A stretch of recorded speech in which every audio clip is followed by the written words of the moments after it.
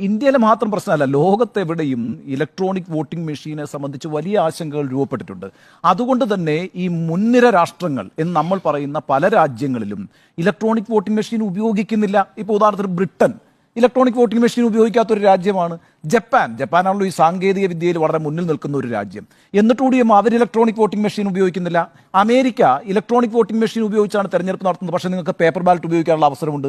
കൂടുതൽ ആളുകളും പേപ്പർ ബാലറ്റാണ് ഉപയോഗിക്കുന്നത്. കാനഡയാണെങ്കിലും ഫ്രാൻസ് ആണെങ്കിലും ഓസ്ട്രേലിയ ആണെങ്കിലും ജർമ്മനി ആണെങ്കിലും ഒക്കെ ഇലക്ട്രോണിക് വോട്ടിംഗ് മെഷീൻ ഉപയോഗിക്കാതെ തെരഞ്ഞെടുപ്പ് നടത്തുന്ന, ബാലറ്റിലൂടെ തെരഞ്ഞെടുപ്പ് നടത്തുന്ന രാഷ്ട്രങ്ങളാണ്. എന്ന് മാത്രവുമല്ല, 2009 ജർമ്മനിയിൽ ഈ EVM-ആയിട്ട് ബന്ധപ്പെട്ട് വലിയ തർക്കങ്ങൾ ഉണ്ടായപ്പോൾ അവിടെ ഒരു കോൺസ്റ്റിറ്റ്യൂഷണൽ കോർട്ടുണ്ട്. ആ കോൺസ്റ്റിറ്റ്യൂഷൻ മാത്രം പരിശോധിക്കുന്ന ഒരു കോർട്ടാണത്.